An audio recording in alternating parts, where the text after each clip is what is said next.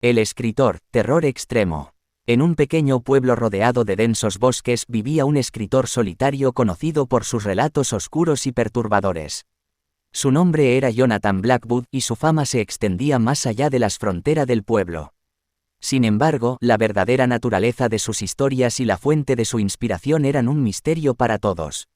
Un día, un joven periodista llamado Emily decidió investigar a Jonathan Blackwood y descubrir los secretos detrás de sus escalofriantes relatos. A medida que profundizaba en su vida, descubrió que el escritor vivía en una mansión aislada en lo profundo del bosque, rodeado de un aura de misterio y oscuridad. Emily, decidida a obtener respuestas, se aventuró en la mansión de Jonathan Blackwood. A medida que exploraba las habitaciones, se encontró con escritos inquietantes y perturbadores que reflejaban el lado más oscuro de la mente humana. La atmósfera en la mansión se volvía cada vez más opresiva y siniestra. De repente, Emily escuchó pasos detrás de ella. Se dio la vuelta y se encontró cara a cara con Jonathan Blackwood. Su mirada fría y penetrante la hizo estremecer de miedo.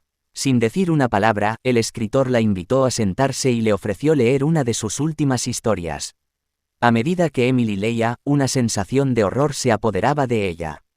La historia parecía cobrar vida ante sus ojos y podía sentir la oscuridad envolviéndola. Las palabras escritas en el papel parecían tener un poder sobrenatural, atrapándola en un mundo de pesadillas. Desesperada por escapar de la influencia de Jonathan Blackwood, Emily intentó levantarse de su asiento, pero se dio cuenta de que estaba atrapada. La mansión se transformaba a su alrededor, las paredes se retorcían y las sombras cobraban vida. Era como si el escritor tuviera el poder de controlar la realidad misma. Emily se dio cuenta de que había caído en las garras de un ser mucho más oscuro y siniestro de lo que jamás había imaginado. Jonathan Blackwood no era solo un escritor talentoso, sino un ser sobrenatural que se alimentaba del miedo y la desesperación de sus víctimas. La historia de Emily se convirtió en una más de las muchas víctimas del escritor maldito. Su nombre se perdería en las páginas de la oscuridad, junto con todos aquellos que habían caído presa de sus terribles relatos.